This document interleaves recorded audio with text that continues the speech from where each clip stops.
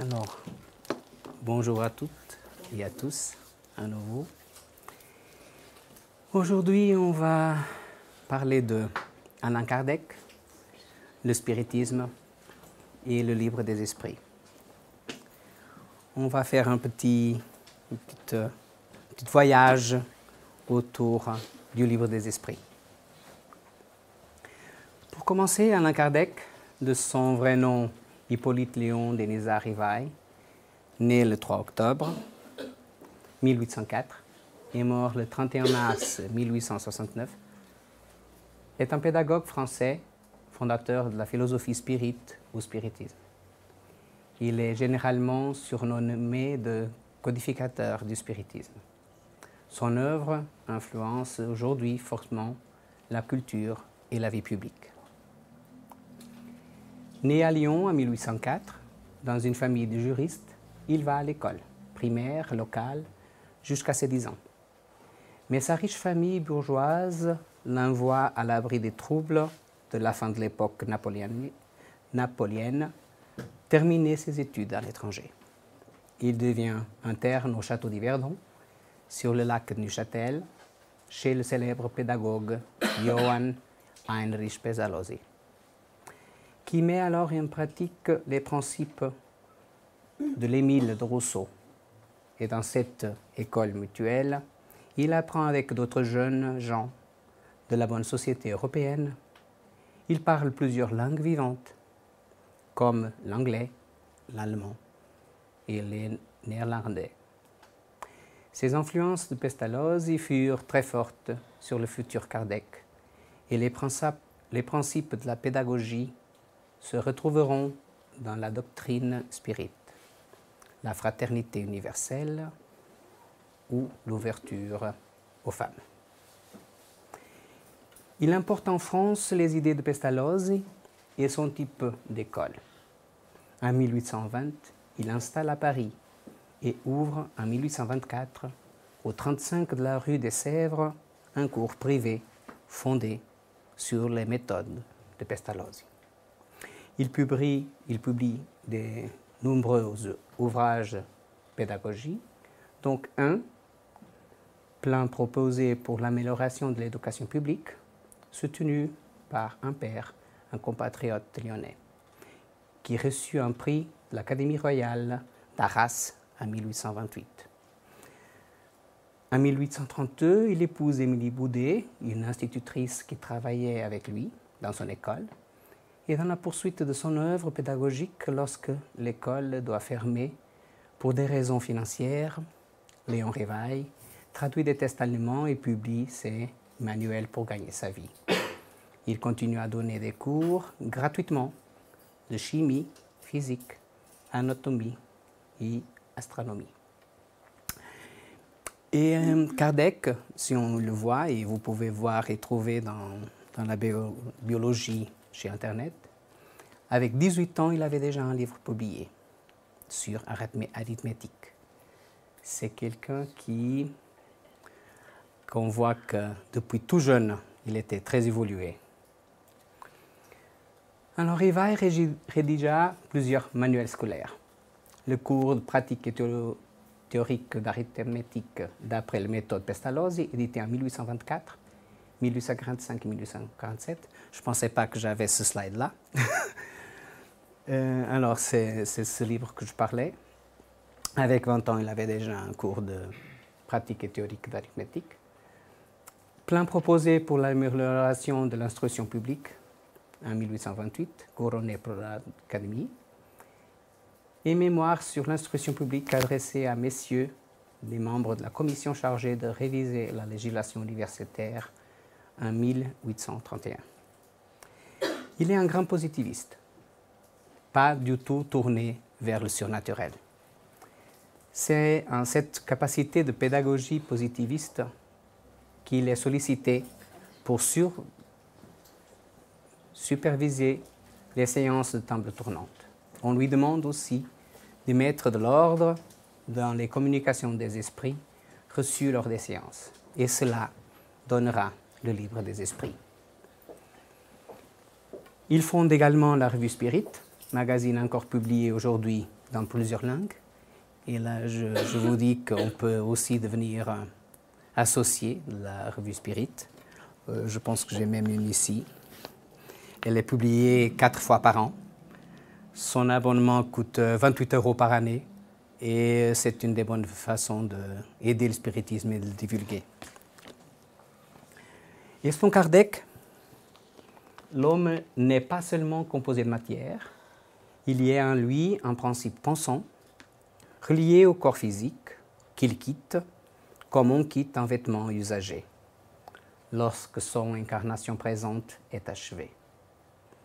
Une fois désincarnés, les morts peuvent communiquer avec les vivants, soit directement, soit par l'intermédiaire des médiums de manière visible ou invisible. Ça, c'est un passage des livres des esprits.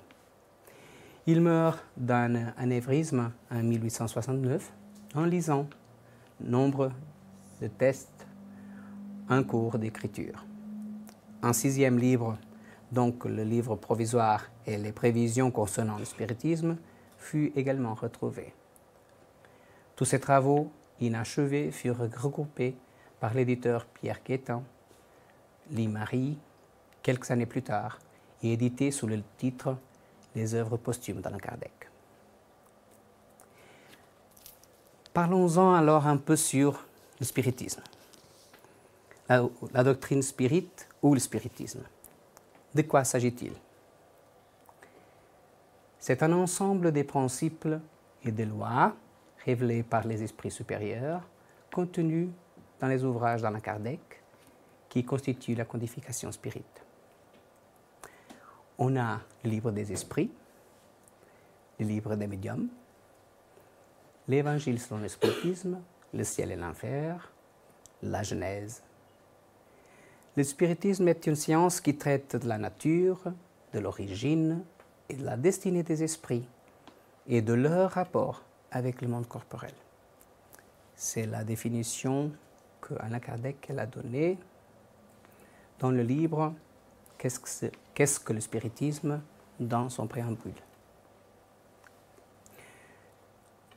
Alors, la codification comprend les œuvres suivantes dans l'ordre de leur publication. Le livre des esprits, édité le 18 avril 1857, il a fait il y a à peu près un mois son anniversaire. Le livre des médiums, le 15 janvier 1861. L'évangile selon le spiritisme, en avril 1864. Le ciel et l'enfer, au mois d'août 1865. La Genèse, le 6 janvier 1868. Et une année plus tard, Allan Kardec désincarne. Les esprits ont annoncé que les temps marqués par la Providence pour une manifestation universelle étaient arrivés. Et qu'étant les ministres de Dieu et les agents de sa volonté, leur mission est d'instruire et d'éclairer les hommes en ouvrant une nouvelle ère pour la régénération de l'humanité. Le livre des esprits est le recueil de leur enseignement.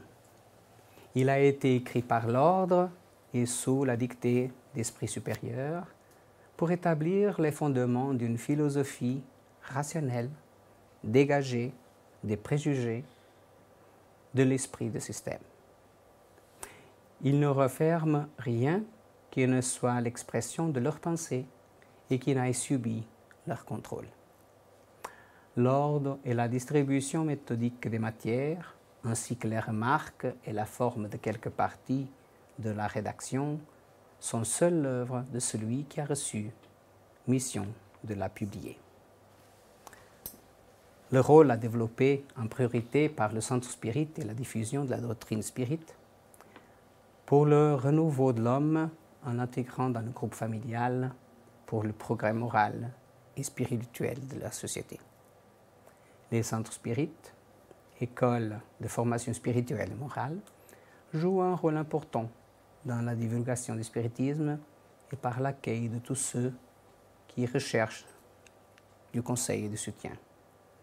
En un mot, ce qui caractérise la révélation spirit, c'est que la source en est divine et que l'initiative appartient aux esprits et que l'élaboration est en fait le travail d'un homme. On fait un petit souci, un petit sommaire de ce que c'est le spiritisme pour ceux qui viennent pour la première fois et qui n'ont aucune idée du spiritisme, et même pour les esprits qui nous écoutent, que nous ne les voit pas, mais qui ont aussi besoin de savoir où est-ce qu'on est et qu'est-ce qu'on fait ici. Parlons-en alors un tout petit peu du livre des esprits. Édité le 18 avril 1857, il traite des principes de la doctrine spirit sur l'immortalité de l'âme, la nature des esprits et leur rapport avec les hommes, les lois morales, la vie présente, la vie future et l'avenir de l'humanité, selon l'enseignement donné par les esprits supérieurs à l'aide de divers médiums recueillis et mis en ordre par Allan Kardec. Alors Allan Kardec, comme pédagogue qu'il était avant, quand quelqu'un le dit qu'il commençait à voir à Paris et dans le monde des sessions de tables tournantes, des tables qui bougeaient toutes seules quand des personnes se mettaient autour, et que après les personnes posaient des questions et que les tables répondaient. Avant qu'on le dise ça, que les tables répondaient, il a dit oui, on comprend, on connaît le magnétisme, on sait parfaitement la force que le magnétisme il a, même dans la nature, alors c'est normal. Mais quand on le dit, et c'était un ami cher, de qui il ne dotait pas du tout, qu'il dit mais les tables elles répondent. Alors il s'est posé une question, non, il faut que je voie ça. Et c'est vrai qu'après les tables tournantes, ils ont commencé à mettre un panier avec un stylo attaché. Et après, les esprits répondaient aux questions. Alors Allan Kardec, il s'est dit, si toute cause a un effet, alors après une question, s'il y a une réponse derrière, il doit avoir une intelligence. On va voir qu'est-ce qui se passe et on va étudier. Et c'est là que, après, avec l'évolution, c'est cette histoire de panier et de planches qu'on attachait à des stylos, on n'a plus eu besoin de ça. Et les médiums, ils ont commencé à recevoir des messages directement, par psychographie, que c'est écrire de sa propre main ce que les esprits leur disaient.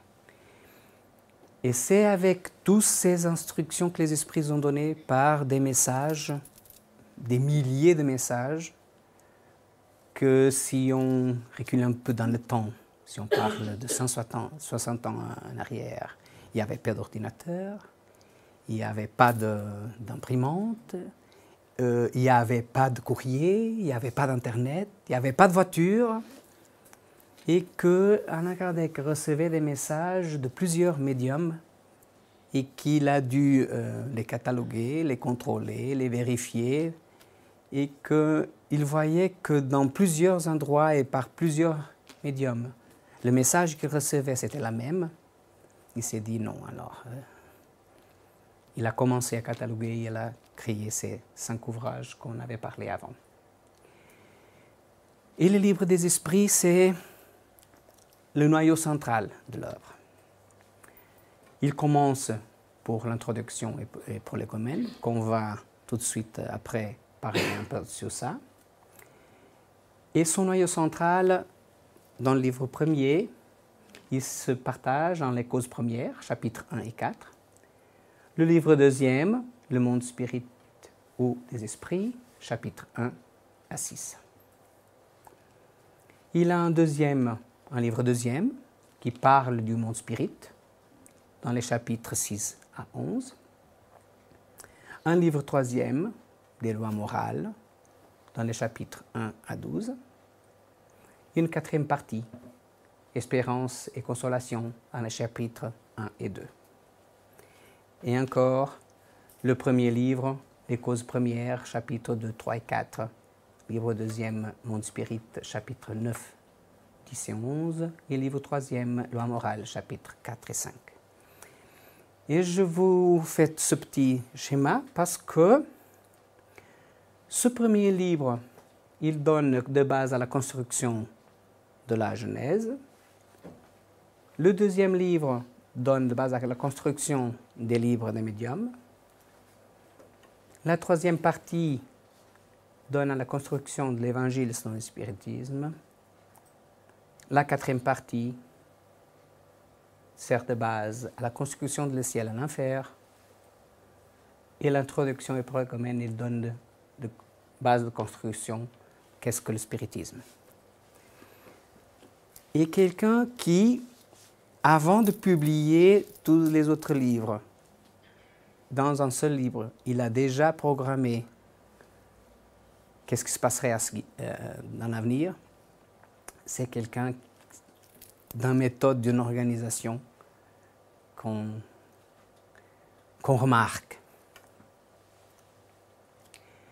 Alors, le livre des esprits, dans l'introduction, composé de 17 items, contenant un résumé des principes de la base de la doctrine, les aspects les plus relevés des phénomènes qui ont marqué son apparition et une appréciation critique des opinions des contradicteurs. On y trouve les mots spirit, spiritisme et spiritiste, créés par Kardec pour indiquer les croyances dans l'existence des esprits et dans leur communication dans le monde corporel. Les prolégomènes procédaient d'un cep de vigne dessiné par les esprits eux-mêmes qui informent la matière dont a été relevée la doctrine, les auteurs et le but du livre, les esprits qui ont travaillé à l'exécution de l'œuvre et les extraits de messages transmis à Kardec sur sa mission d'écrire le livre des esprits. Alors, je ne sais pas si dans ce livre-là, on a l'image de la vigne et de la cèpe. Je pense que pas. J'aimerais vous parler aussi de ce livre qu'on a ici, dans notre librairie à vendre. C'est une édition spéciale parce que, de 1857. Parce qu'en 1857, le livre des esprits, il avait seulement 499 questions. 501, pardon. Et là, on a, dans la moitié du livre, on a en portugais, et dans la deuxième partie, on a l'original en français. Ça a été une édition spéciale avec l'histoire bilingue du livre. Cependant, on a aussi, dans les œuvres basiques, le livre des esprits dans une version normale et dans une version économique. C'est celle-là, un peu moins chère. Et là, si vous vous souvenez de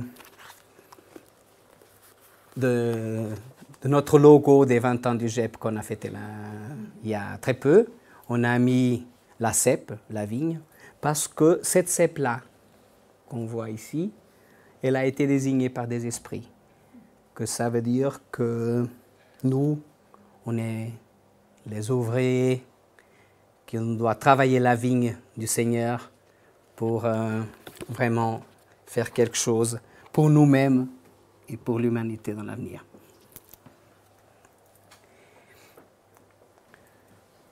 Et dans le item numéro 7 de l'introduction, il y a quelques bases que j'ai décidé de transcrire un peu parce qu'il nous parle. Dieu est éternel, immuable, immatériel, unique, tout-puissant, souverainement juste et bon. Ça, c'est une des choses qui m'a fait découvrir le spiritisme et d'y rester. Ça a été la première religion, moi je l'appelle comme ça, parce qu'une fois qu'on se relie à Dieu, on est une religion, mais qui est nommée comme une philosophie de vie. Mais c'est la première des religions où j'ai trouvé un Dieu souverainement juste et bon. Dans toutes les autres que j'ai passées, il y avait toujours un Dieu qui punissait, qui s'y vengeait, qui nous regardait comme nous, comme un autre être humain avec le même défaut que nous on a. Il a créé l'univers qui comprend tous les êtres animés et inanimés, matériels et immatériels. Là, c'est une autre chose que j'ai appris dans le spiritisme. Alors, attends, les êtres immatériels sont aussi des êtres. Les esprits, ils existent vraiment. Les êtres matériels constituent le monde visible et corporel, et les êtres immatériels, le monde invisible ou spirit, c'est-à-dire des esprits. Et quand je parlais avant qu'Allan Kardec il a crié spiritisme, spiritiste, c'est parce que si on parle des esprits, on ne va pas leur donner le nom spiritualiste ou un autre nom que ce n'est pas un nom sur des esprits. Alors pour ça, et pour éviter des confusions, il a créé vraiment les mots de spiritisme et spiritiste. Le monde de spirit est le monde normal, primitif, éternel, préexistant et survivant à tout. Alors ça veut dire que nous ici, on est où? La Terre, c'est quoi? Le monde corporel n'est que secondaire. Il pourrait cesser d'exister ou n'avoir jamais existé sans altérer l'essence du monde spirit. C'est quelque chose aussi que j'ai appris. On vient d'un monde spirituel, on est sur Terre, on a cette incarnation où on est venu pour évoluer, pour faire notre mieux et pour faire mieux qu'on a fait dans les autres fois, et on retourne de nouveau au monde spirituel. Les esprits revêtent temporairement une enveloppe matérielle périssable, donc la destruction par la mort les rend à la liberté. Alors c'est tout simple, on est là, de passage, pour apprendre, comme dans un jour qu'on va à l'école, pour apprendre quelque chose de nouveau, pour évoluer. Et cette évolution, c'est quelque chose que j'ai bien aimé, c'est que c'est une évolution éternelle, infinie. Alors, on a été créé, simple et ignorant. Ça, on peut lire aussi dans le livre des esprits. Et on va évoluer. Mais on va évoluer sans jamais attendre la perfection. Parce que Jésus l'a dit, parfait, il n'y a que Dieu notre Père. Alors, nous, avec notre vision très petite qu'on a, c'est tellement difficile qu'on puisse s'imaginer qu'on voit évoluer infiniment. On ne va jamais arrêter d'évoluer. Il y a juste une petite différence. C'est qu'il y a plusieurs mondes et plusieurs étapes évolutives. Et là, où on est à présent, on est sur Terre, un monde de preuves et expiation, et que c'est le dernier monde où le mal prédomine. Le prochain, c'est un monde de régénération, c'est un monde déjà où le bien prédomine. Alors si nous, là, on est en train de souffrir, si on est en train d'avoir des problèmes, si on est en train d'avoir des soucis dans la vie, il faut juste qu'on évolue. Parce que le prochain monde, si on fait le nécessaire dans cette vie-là, le prochain monde dont on va incarner, c'est un monde de régénération, où le bien prédomine. Alors, à nous de faire notre nécessaire. Et Allan Kardec, dans sa première question qu'il pose aux esprits, il demande « Qu'est-ce que Dieu ?» On pouvait demander, comme dans des autres religions, « Qui est Dieu ?» ou « C'est quoi Dieu ?» Mais lui, il avait déjà parfaitement la notion que Dieu, s'il était infiniment bon et miséricordieux, il ne pouvait pas être comme nous. Il ne pouvait pas être un être humain ou quelque chose qui se ressemble. Alors il pose la question, qu'est-ce que Dieu?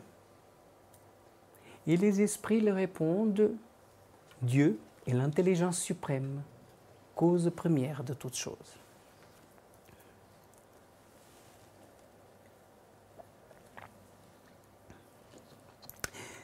C'est difficile pour nous encore de comprendre qu'il puisse avoir quelque chose, un être infiniment bon, intelligence suprême, cause première de toutes choses, qui nous crée, qui nous a créés un jour, qui continue aujourd'hui à créer, parce que les scientifiques, ils arrivent déjà à être sûrs de qu'il y a toujours des galaxies nouvelles. Ce n'est pas des galaxies qu'ils trouvent de nouveau, mais non, c'est des galaxies que par sa forme, sa constitution, ils savent qu'elles sont nouvelles. Et que cette évolution, elle est à partir du simple. Et là, quand je parle sur le spiritisme à des amis, on me demande, mais c'est quoi ça?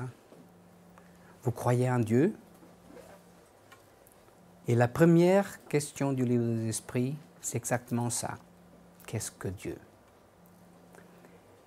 Et après, dans la question 625, quel est le type le plus parfait que Dieu a offert à l'homme pour lui servir de guide et de modèle? Et la réponse, c'est une des plus courtes du livre des esprits et qui nous dit « Voyez Jésus ».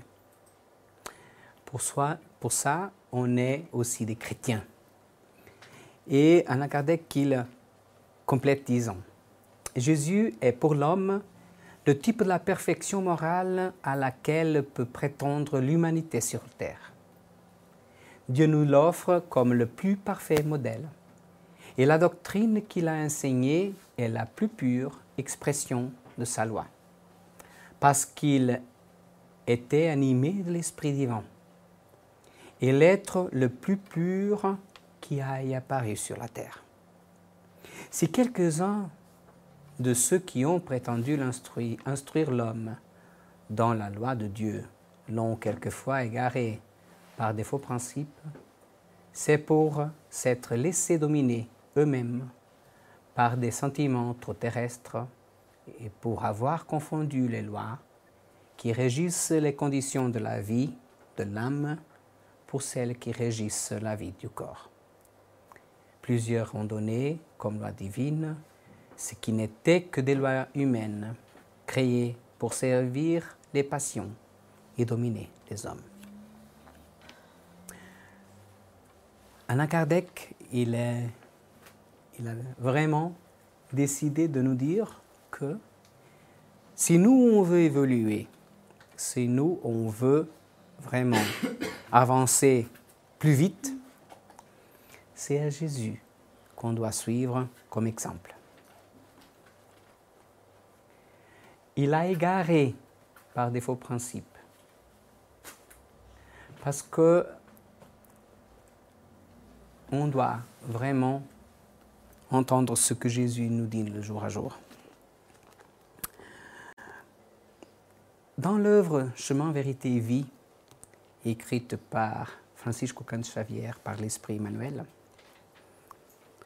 Et pour ceux qui sont nouveaux dans le spiritisme, Francisco Cancha-Xavier, c'était un des plus connus médiums, les plus récentes, qui est parti il y a à peu près 15 ans pour le monde spirituel, qui a écrit à peu près 470-480 œuvres de toutes sortes, de tout style, de la poésie à la pure science. Et quelqu'un qui avait l'école primaire, qui était quelqu'un qui travaillait dans des finances, dans les services publics brésiliens. Et que depuis ses 5 ans, il commence à voir des esprits qui avaient une capacité médiumnique incroyable. Il entendait, il voyait, il écrivait, il avait presque toutes les médiumnités. Et c'est sur des médiumnités, dans le prochain mois, on va étudier le livre des médiums, et là on pourra parler sur les médiumnités, prochain mois. Et dans ce livre, Chemin, Vérité et Vie, dans le chapitre numéro 43, j'aimerais vous lire un chapitre qui s'appelle Consultation. Or, dans la loi, Moïse nous a décrit de lapider ces femmes-là. Toi donc, que dis-tu? Jean 8, verset 5. À plusieurs reprises, l'esprit de la mauvaise foi, harcela le maître en lui posant des questions pour obtenir des réponses déterminées afin de le ridiculariser. Sa parole, néanmoins, était toujours ferme, incontestable, pleine de générosité divine.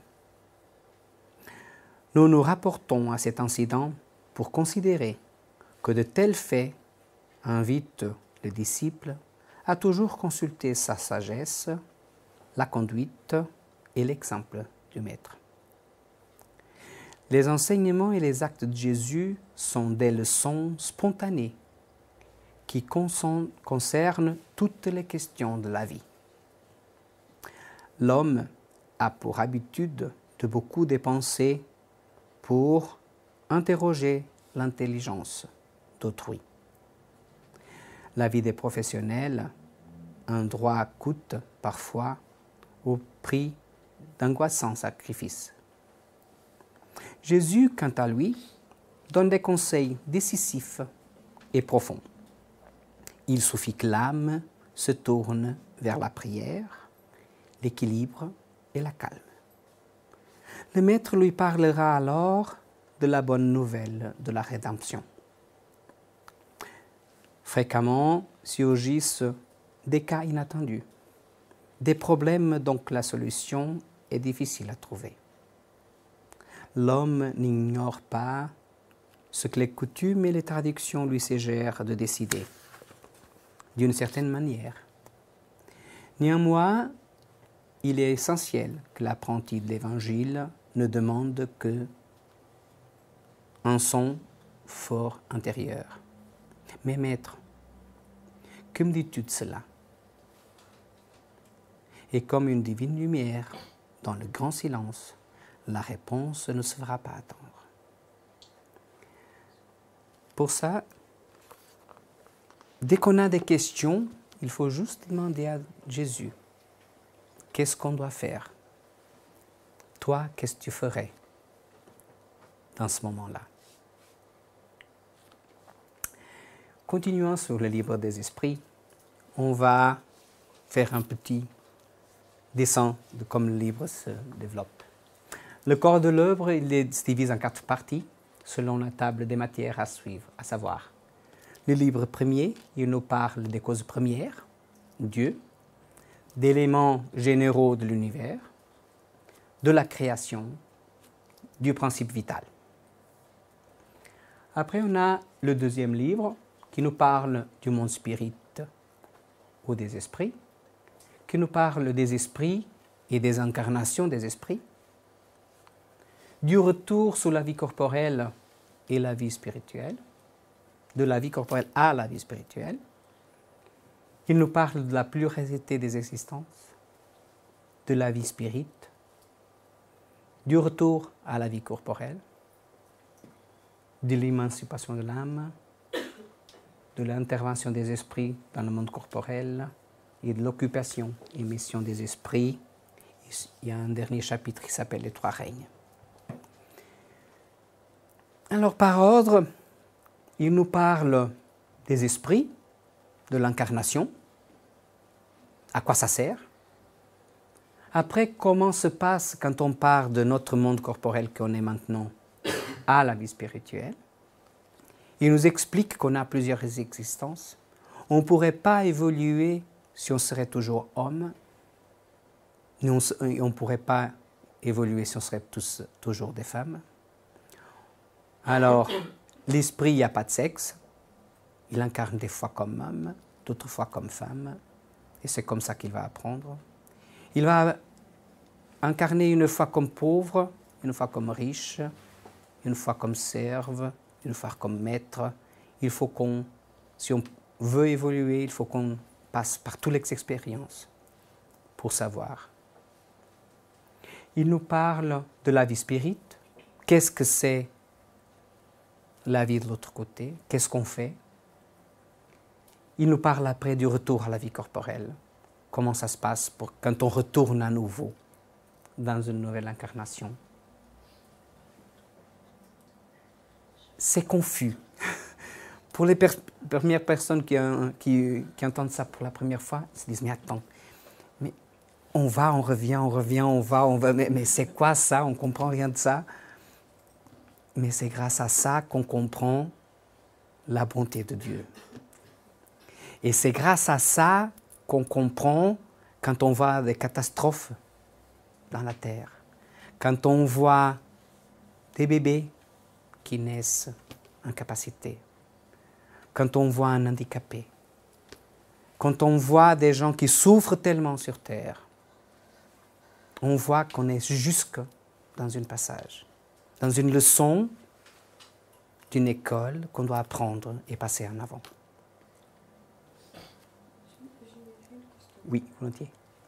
Mais quand on passe par plusieurs vies, on peut naître dans un autre continent, on peut naître dans une autre couleur Si, on va passer par des blancs, pour être noir, pour être... on a passé déjà, avant d'être humain, et ça, il nous parle aussi, on a passé par le monde minéral, on a été des pierres, on a été des animaux, on a été des plantes après.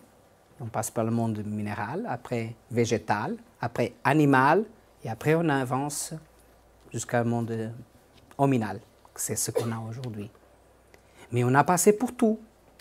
Et c'est un procès évolutif jusqu'à qu'on ait être humain comme nous, qu'on a un esprit rationnel, qu'on a de la conscience, qu'on a la décision, libre arbitre pour décider ce qu'on veut. Avant, on était un principe spirituel. On n'avait pas vraiment la conscience, on était en train d'évoluer, mais selon la bonté divine. On évoluait jusqu'à qu'on ait la possibilité d'avoir la conscience comme on a aujourd'hui. Et aujourd'hui qu'on a la conscience, on sait ce qu'on fait. Et on sait ce qu'on fait, ce n'est pas aujourd'hui. Il y a 2000 ans, on a été ici aussi. Dans le temps de Jésus, on a été là. Même avant et même après. Et c'était juste pour évoluer. Et on a fait trop de mal avant d'être là. À nous maintenant, aujourd'hui, essayer de ne pas faire de mal. Parce que nous, on cueille ce qu'on sème. Ça, c'est une des lois naturelles qu'on parlait un peu avant. Qu'avant, les hommes, ils ont créé des lois qui c'était bonnes pour eux, mais les lois universelles, c'est Dieu qui les a créées. Et là, Alain Kardec, il vient de nous parler de ça. Et une des lois universelles, c'est action-réaction. Ce qu'on fait, on reçoit. Ce qu'on sème, on cueille. Après, on a la bonté divine, on a l'amour infini de Dieu, et on a quelque chose que Jésus nous a dit, que c'est une action dans le bien couvre une multitude de péchés. Parce que sinon, on disait, on a tué 100 personnes, on va être tué 100 fois. Mais là, avec la bonté divine, avec une action dans le bien, on couvre une multitude de péchés. Quelqu'un qui a tué, peut-être dans l'incarnation d'après, il ne va pas être tué.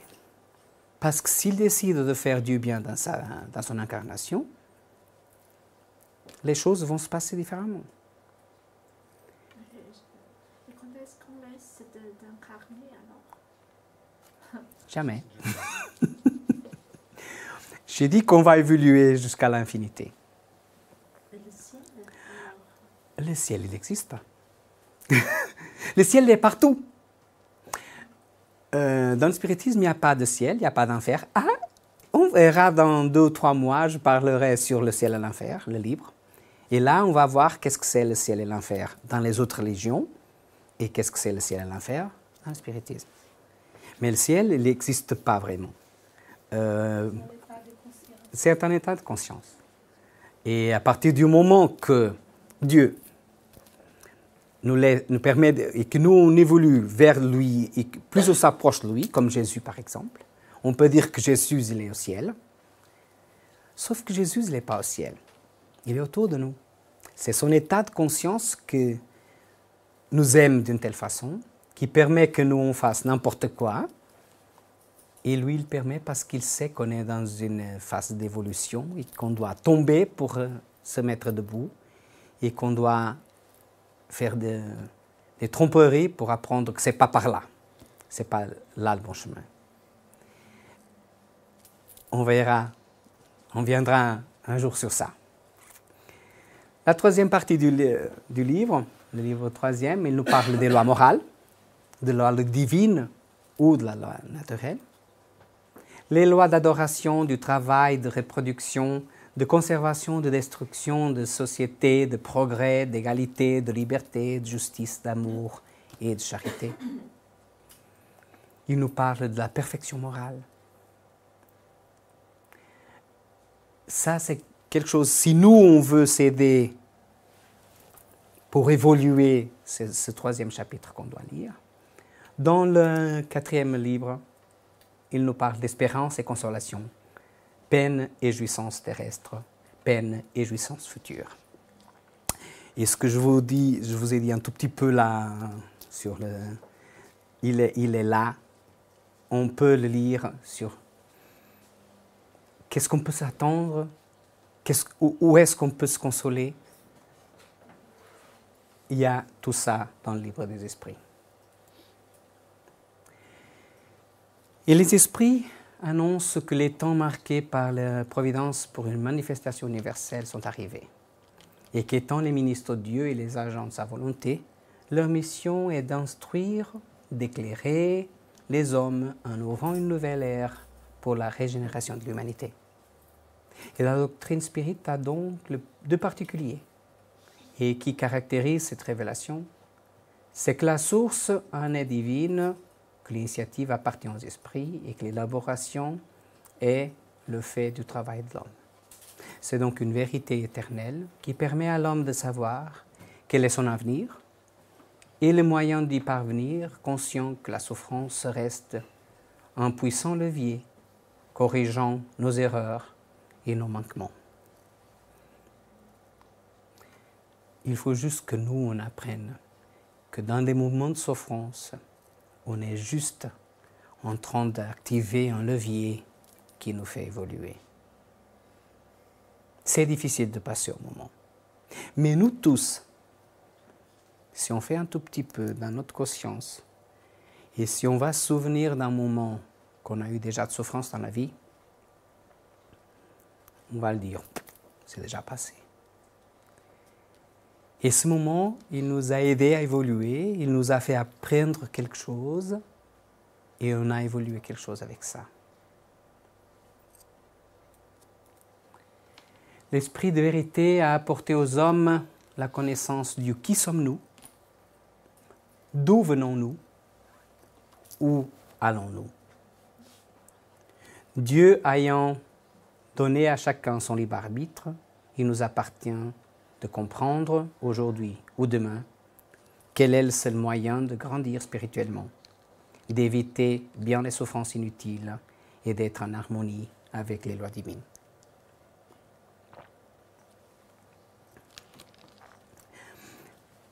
Comme ça, dans le spiritisme, on apprend qui nous sommes, qui on a été, d'où est-ce qu'on est venu et où est-ce qu'on va. Et qu'est-ce qu'on peut faire pour s'améliorer.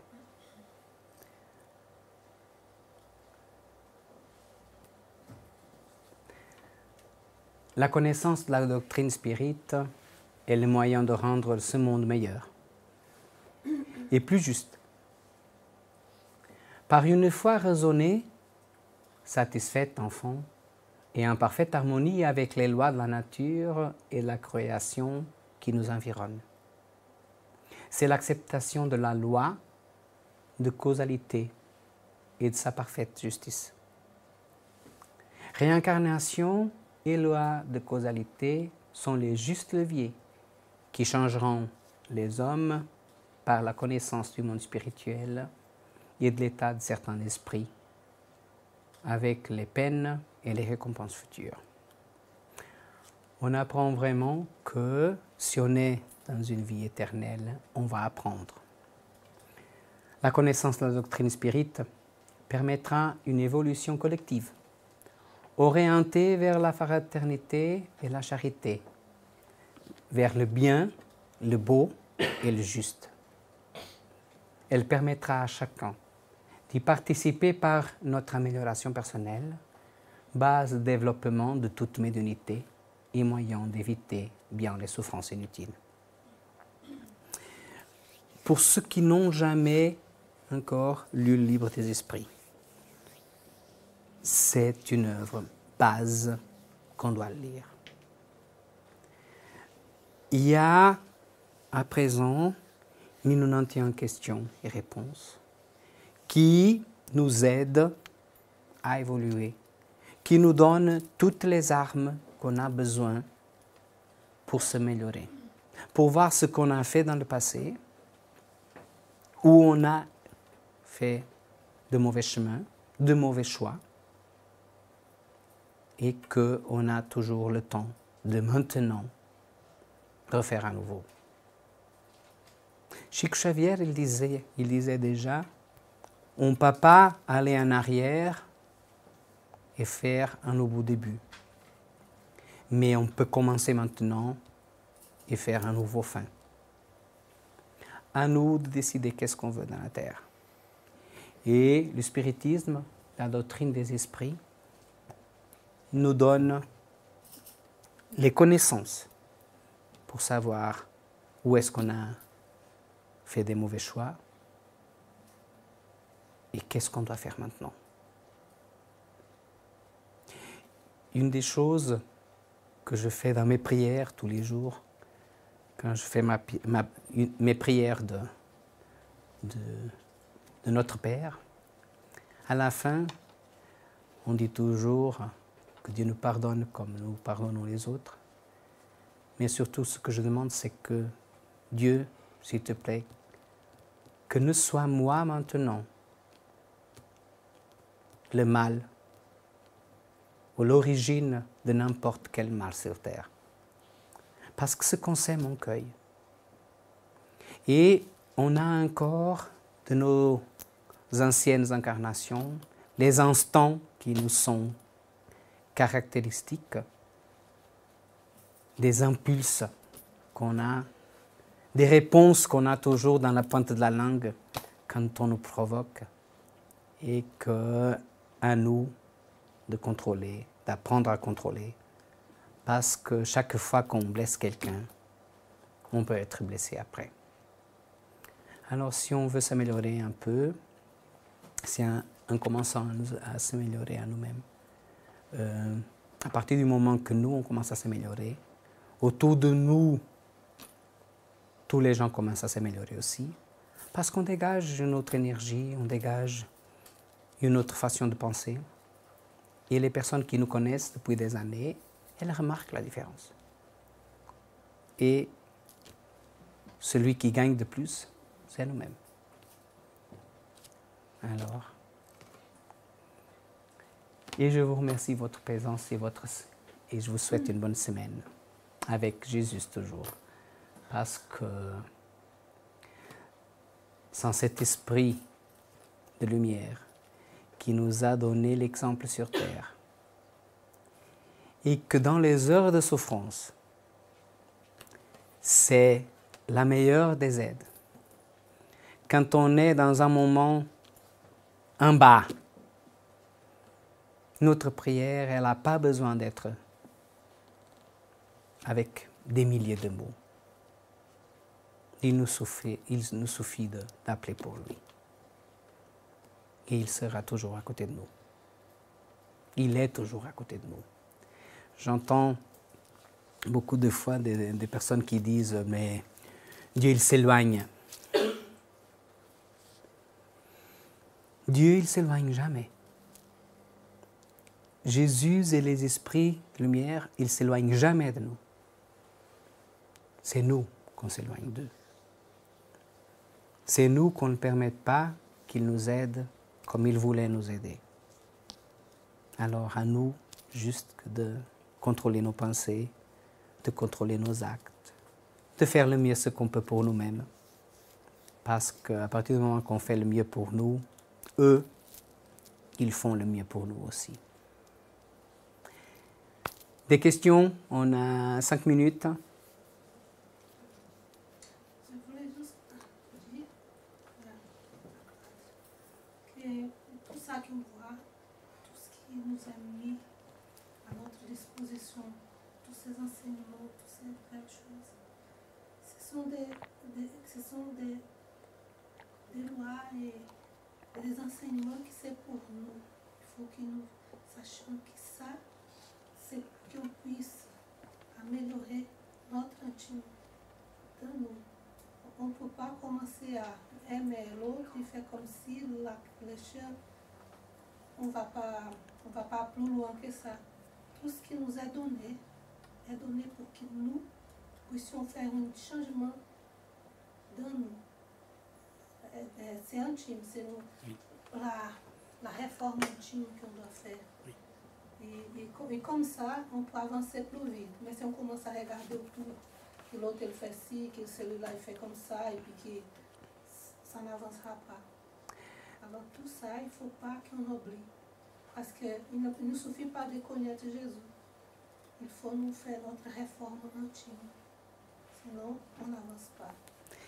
C'est vrai que de l'autre côté, quand on perd notre corps physique, ce corps matériel qu'on a à un moment, et qu'on part vers le monde spirituel, il n'y aura personne qui va nous demander « ton voisin, il a fait quoi?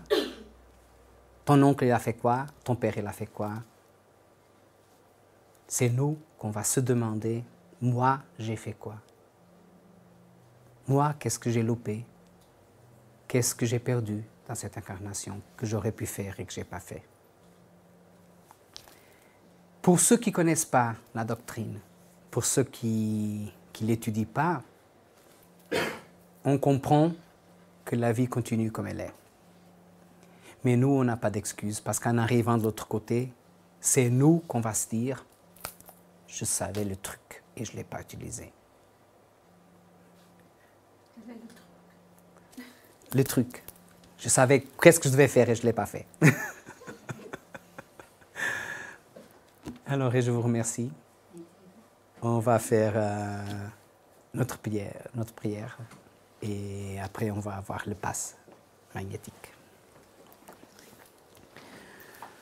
On ferme les yeux, on va remercier à Dieu notre Père et à Jésus, notre bien-aimé Maître. Merci d'être là. Merci d'avoir créé cette belle planète pour qu'on puisse venir apprendre, évoluer, Maître. Merci d'être à côté de nous tous les jours, d'envoyer tous les esprits lumineux autour de nous pour nous protéger et pour nous aider. Et merci aussi de nous envoyer nos frères moins évolués qui nous met des fois des pierres au milieu du chemin pour qu'on puisse apprendre. Si on n'a pas de difficultés dans la vie, on serait tranquillement assis dans un coin sans évoluer.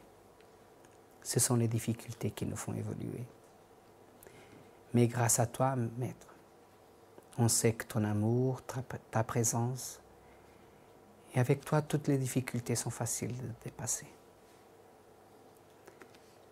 On te remercie pour tout ça et on te demande, Maître, on te demande de regarder tous nos frères, ceux qui ne sont pas encore dans les bons choix, ceux qui ont encore besoin de trouver la lumière pour marcher dans l'avenir, ceux qui souffrent dans la guerre, ceux qui souffrent dans l'isolation, qui sont dans les hôpitaux, dans les prisons, nos familles, nos êtres chers, nos collègues de travail, tous qui ont besoin de toi, comme nous, mais qui ne te connaissent pas encore ou qui t'ignorent. C'est pour ce, Maître, qu'on envoie nos vibrations et qu'on envoie nos prières pour qu'ils puissent recevoir l'énergie que nous on reçoit dans ce petit coin. Et qu'on puisse ajouter cette petite lumière qu'on a ici à toutes les autres lumières, de toutes les autres religions, de toutes les autres églises, de tout l'être humain qui est maintenant à prier, pour que cette lumière, ensemble, puisse illuminer la terre, puisse nous amener de la paix, parce qu'on sait, Maître, que ce monde, il est presque un monde de régénération, que bientôt on sera bien, mais que pour ça, on est obligé d'avoir des changements. Qu'on soit nous les premiers à changer nos pensées, nos façons de voir la vie, et d'aider les autres avec ces façons de voir et de penser. On te remercie pour cette opportunité et accompagne-nous comme toujours, Maître, dans notre vie, dans notre jour à jour. Et surtout, permets que nous, on ne s'éloigne pas de toi. On te remercie infiniment, Maître. Qu'ainsi soit.